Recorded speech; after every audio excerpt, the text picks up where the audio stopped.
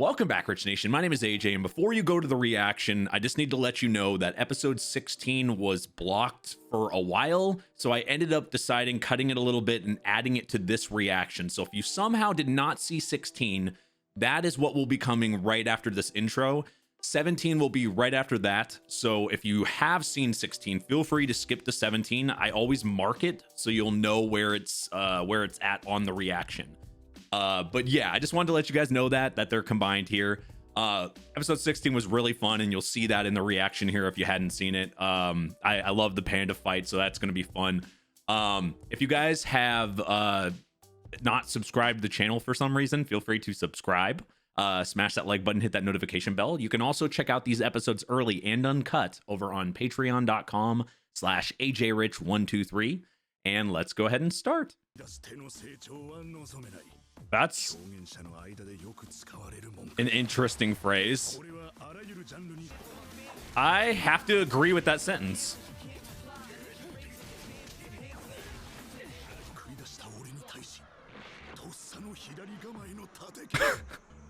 He just looks so happy fighting.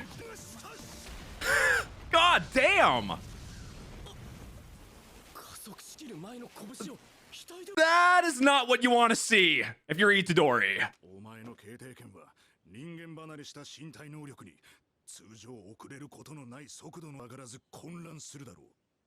He really is teaching when he's fighting.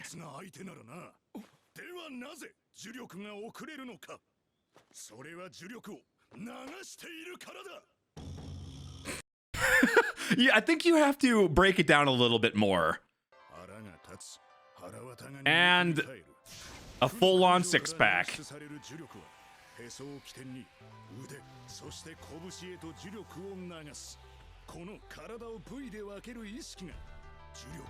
I love that he's actually... It's weird that he's teaching probably at least just as much as Gojo was teaching him. He's teaching him while he's fighting him. It's like Itadori has a second teacher right now. I'm kind of loving this.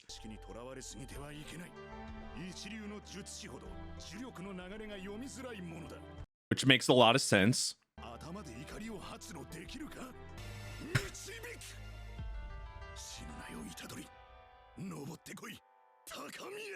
I'm loving him more and more. Such a good character. A real best friend. Why does she look like she should be in like Black Clover or something?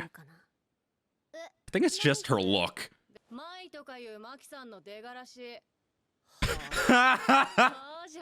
You could say the McDonald's version of Maki. They're all pretty damn scary. Actually, now thinking about it, the females in this show are really, a lot of them are very aggressive. How many non-aggressive women have we met in this show? One? Oh shit.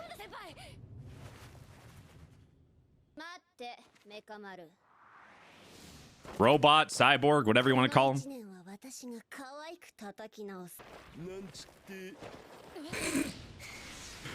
You got baited.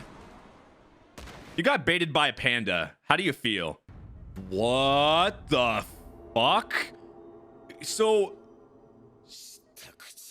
at least he's still able to operate. That's a miracle in itself, how beat up he is. What I want to know is what the hell happened to him to put him into that type of shape to have to fight like this. But he's probably, I'm going to assume, a lot stronger, being able to use like any type of metal and machinery like this. I would say it'd be an improvement, but who knows how he fought before this.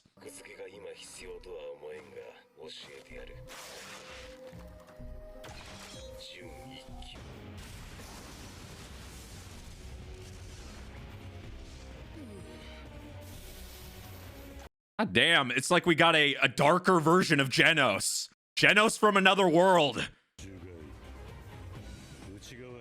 Genos if he finally cracked from Saitama. What? Oh! Wow. So eventually he just got so good. Yeah, Panda is not a panda. He's a fighting machine. Straight out of Tekken. Just a little booty bump.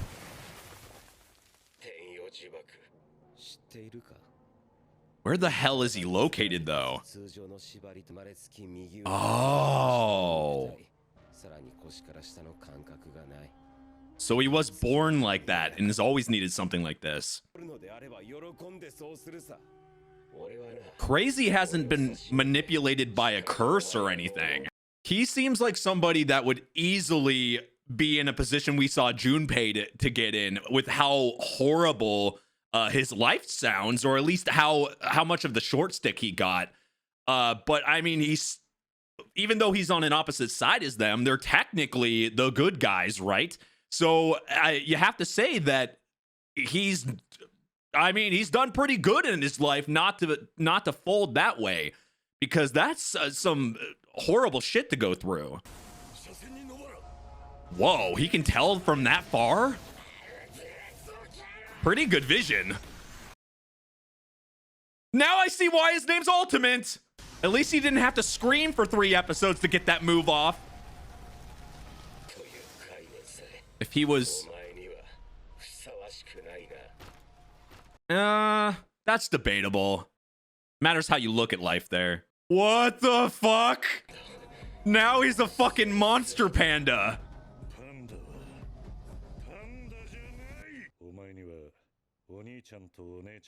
Wait, so he made more of he's not the only one?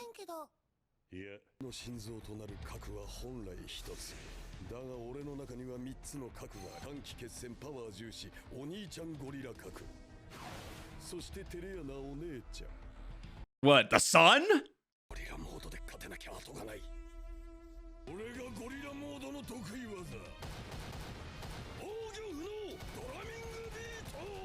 Well, it didn't really change his personality. He's just a lot stronger now.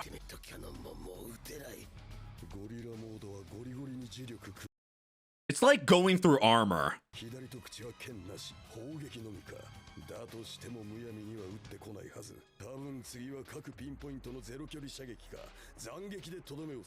He's also really smart. Like, we've noticed he's able to strategize.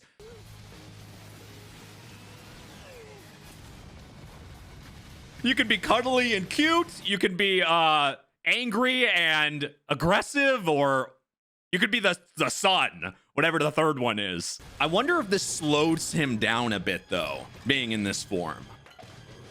That would be the obvious thing when you get a little bit stronger, bigger, and you're doing more damage. Yeah, it's definitely slower. That must be the disadvantage. Distraction. The weakness, the weak point.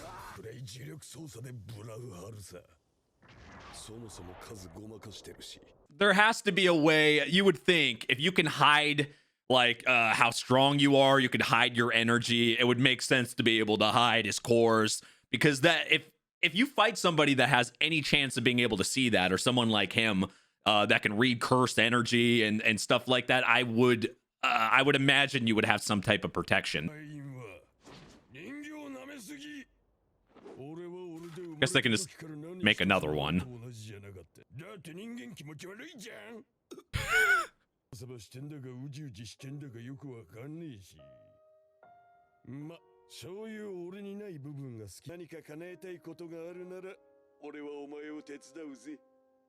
I mean, he can even understand his enemies, which a lot of people can't, and talk with them like this. And she's just goddamn wholesome.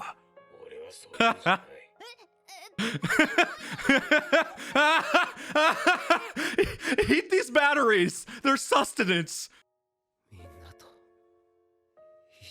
Yeah, he's not a bad guy. That's about as good of a loss as you can get. Make a friend and not get fully destroyed. I just beat the shit out of you. Can I borrow your phone? Can I make a phone call? I should try that if I beat somebody in a card game or something.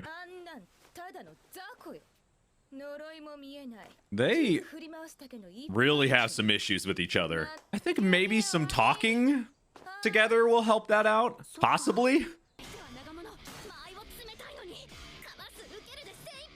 Yeah, that's the advantage there. If she can keep her away from her, then that's going to be tough. Probably a lot of practice. God damn. Ah, domains. Okay, so it's not the same thing as like a curse uses a domain.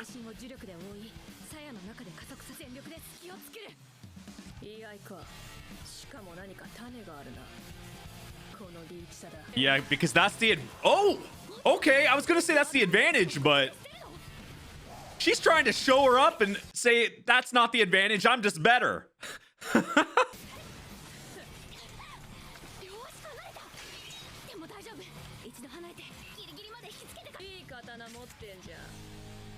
She quickly stole that. I don't think she's gonna give it back if you just ask her nicely. I don't think that's how this works. Oh, do they all have to vote on it or something for people to go to the next grade? So they're studying every single part. Where are these cameras located? Uh-huh.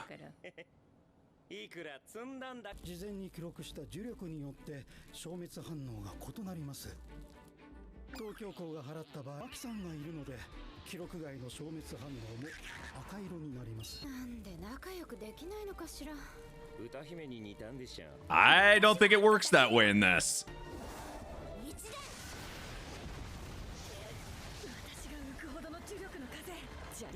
Another kind of kind of long distance versus short distance again. I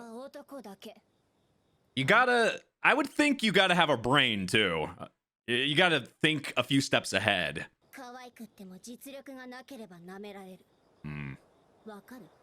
Which I guess makes it tougher for them.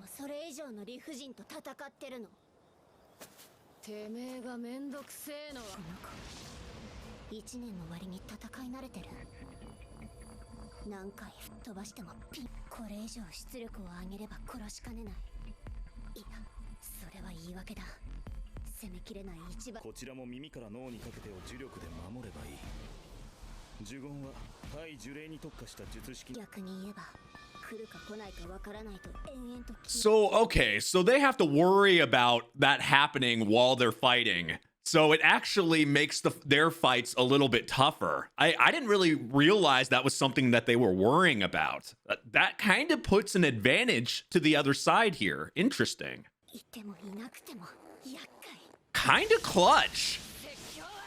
That is such an advantage.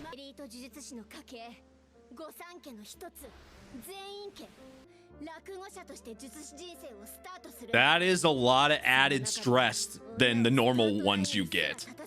It's like she's set up to fail. Her personality kind of makes that make sense.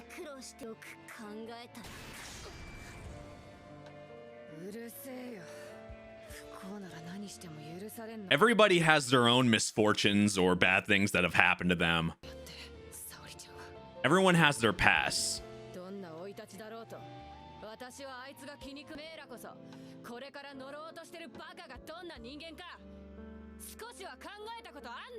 Yeah, like Itadori, they don't know Itadori, so I kind of give them a pass when they just, all they know is they got told he's a curse, you know, he needs to die, and that, you know, their instructions on what they had to do here.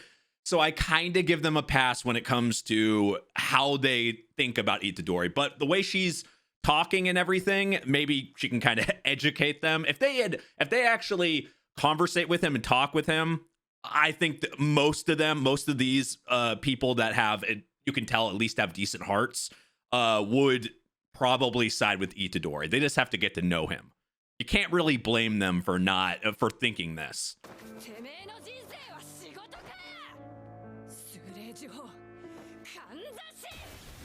Don't think like a machine, think for yourself.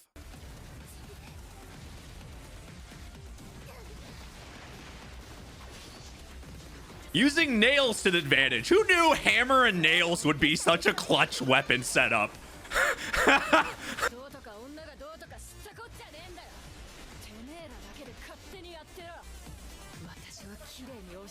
She's pretty badass.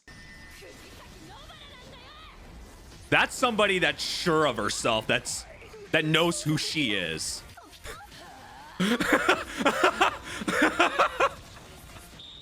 You did 1 damage. Tag, you're it.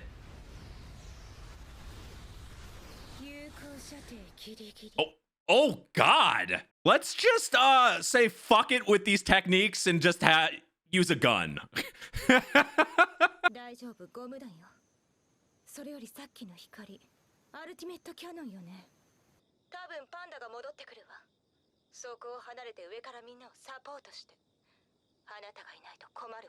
That seems to be her advantage, being on that broom in the air.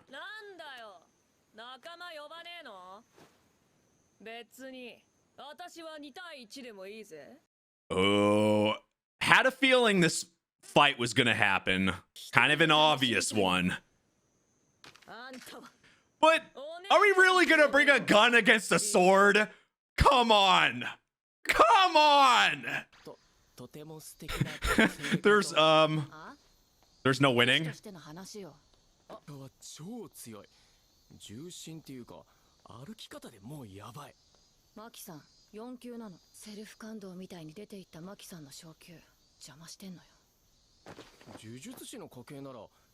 Yeah, it's all about being stubborn when it comes to that. But now we're seeing, one of the sisters being, setting themselves apart so they don't have the added stress of the family on their back, stressing them to do things or to be perfect. But disadvantage of that is being completely away from your family, on top of getting having issues trying to get further or get things done because they block it or do things like that. So there's advantages and advantages for each side of that family.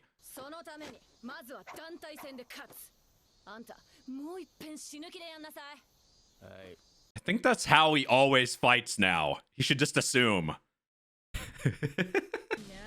But gun versus sword, gun always wins. Well, in the real world it would, but she's good with a goddamn blade, so I guess there is a time when a gun doesn't win. Oh, has she been a bit jealous? That's a weird way to look at twins. But if you treat family different, or twins especially different, I can see jealousy happening, especially since they're separate now. Oh God. Yeah, just don't look at it.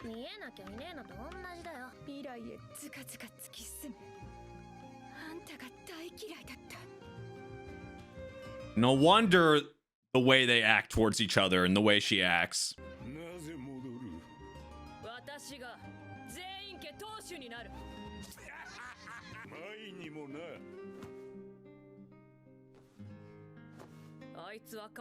Seems like a really hard life there. And this is how you shoot in a game. Like, she would be hitting headshot, headshot, headshot over and over again. But it doesn't work like that here. Unless you're just shitty at gun games.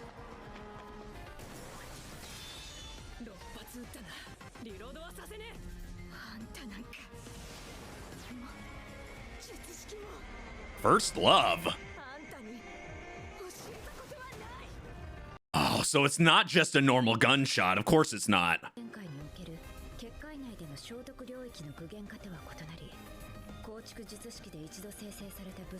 Oh. Oh.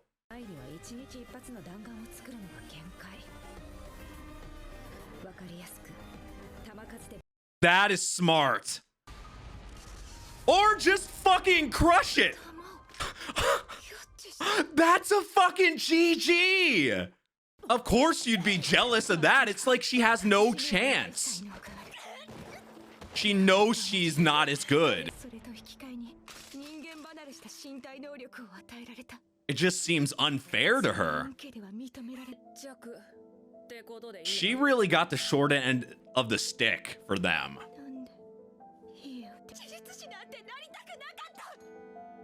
Maybe she felt forced into it.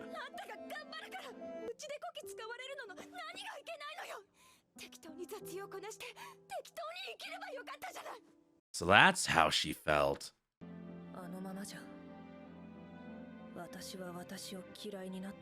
You have to think of it from her side as well. Yeah, just because you have a sibling or a twin that may not be as good as you, think of, yeah, if she had stayed and did what you wanted to do and not became that and actually done that, then she'd probably be miserable, just like you're miserable doing what you're doing now. It would have been the same thing. That's why if you had talked to her about this and if you guys had communicated, there might have been a little bit more of an understanding, and then maybe you didn't have to do this. I think there's just a lack of communication and the reason why they're having issues to this point. They both obviously care about each other.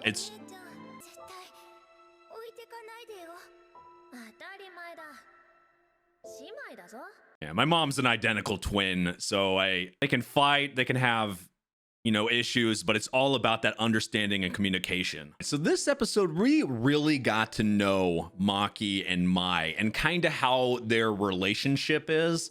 And I have to say, it really made me respect Mai more. I knew the way she acted, it's kind of a stereotype or a cliche to say, the pissed off person, the girl or guy with attitude is either they're jealous or they've had issues in the past, they've had problems or whatever, but in this case it's really about the whole thing seems like just not communicating together. And without Mai telling her that she didn't want to be like this, she didn't want to be a jujutsu sorceress, it makes a lot of sense why there would be, because they're total opposites. And twins can be like that. They're, complete total opposites, of one being super driven and wanting to be the best and has the abilities and the talent for it. And then the other one just wanting, I feel like Mai just kind of wants to have a normal life and and that's perfectly fine. Not everybody's favorite thing is to be perfect or be at the top. Everybody has, their own, they have their own outlook and their own perspective when it comes to, and their own opinions when it comes to what they actually enjoy and what they want in life. And because of that, that's the reason why they're so, she's jealous, there's no communication, and why there seemed to be so much disconnect and hate between the two. Hopefully now that they've talked it out a little bit, it might help their communication, but I still think they need to talk more about it. But these fights are really, the reason why I'm really liking these, especially the last few episodes, is for one, we're getting to know these other characters that were introduced in the last few episodes. All the students in both schools, which I felt like we just didn't really know much about. We are really getting some of their stories, and I love that they're fleshing out the supporting cast. And the cool thing is the supporting cast is actually pretty likable. Like we're not like completely glued to just Itadori or just like the 3 or 4 main characters. We're really fleshing out these side characters, and it's only episode 16, right?